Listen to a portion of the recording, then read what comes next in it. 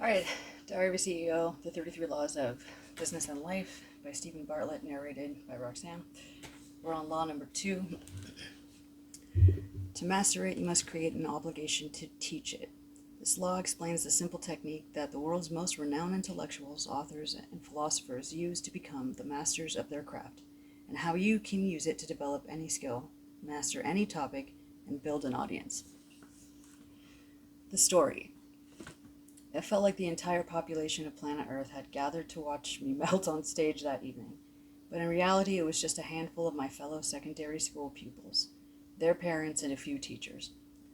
I was 14 years old and had been tasked with saying a few closing remarks at my school's exam awards evening. As I walked out onto stage, the auditorium fell into an anticipatory silence, and there I stood, frozen, terrified and mute, for one of the longest minutes anyone has ever endured, staring down at the trembling piece of paper clasped between my clammy, nervous hands. On the verge of urinating into my own underwear, experiencing what people refer to as stage fright. The script I had planned to deliver was shaking with such ferocity that I couldn't see the words. Eventually, I blurted out some improvised, cliched, nonsensical remarks before darting off stage and out the door, as if I were being followed by a firing squad. Fast forward 10 years from that traumatic day, and I'm speaking on stage 50 weeks a year in every corner of the globe. I'm headlining alongside Barack Obama in front of tens of thousands in Sao Paulo.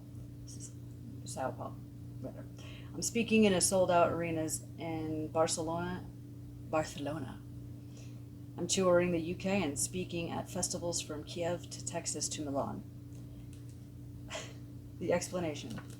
I went from being a train wreck of a public speaker to rubbing shoulders with some of the very best to ever do it.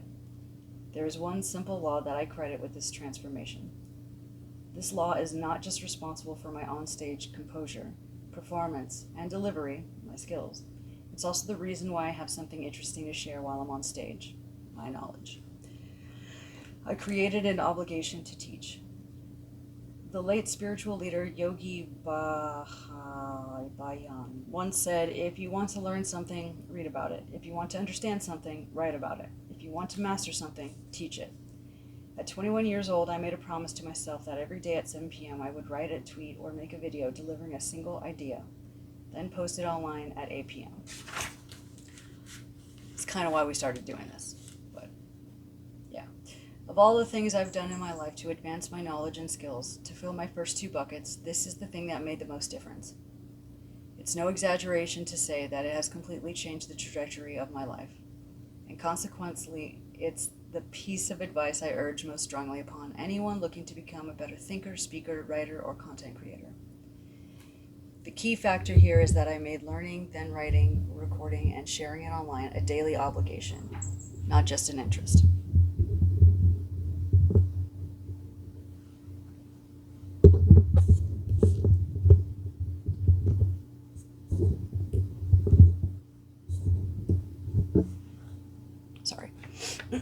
Skin in the game.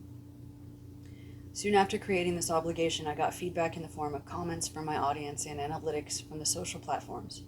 This helped me to improve and in turn created a community of people that were following me purely for this daily idea. This started as tens of thousands of people. Almost 10 years later, that community has grown to almost 10 million followers across all channels. From the first idea I shared, I created a social contract with my audience. Essentially a social obligation to the people who were following me specifically for this daily idea, which motivated me to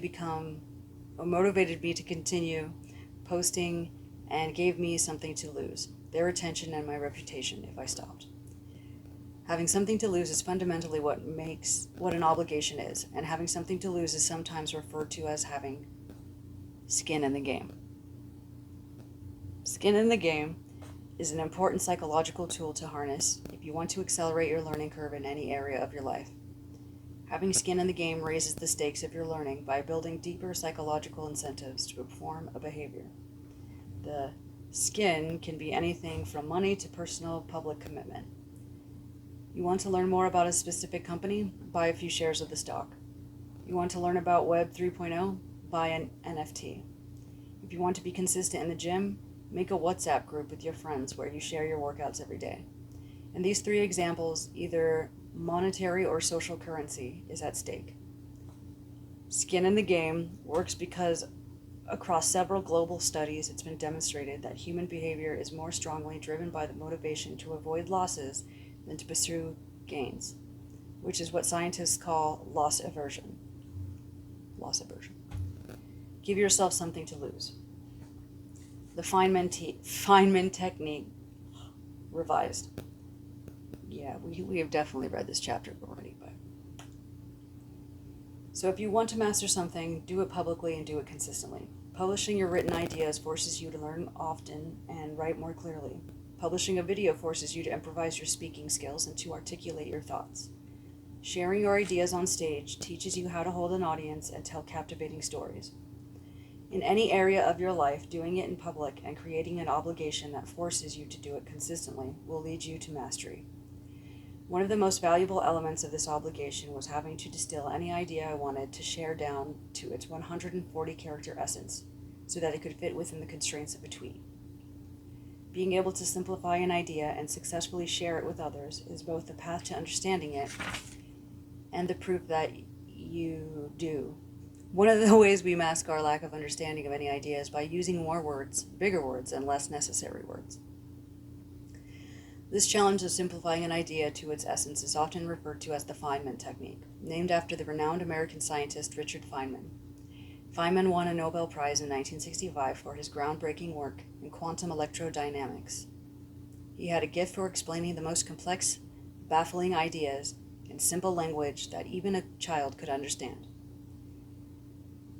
A quote from Feynman, "I couldn't reduce it to the freshman level. That means we really don't understand it."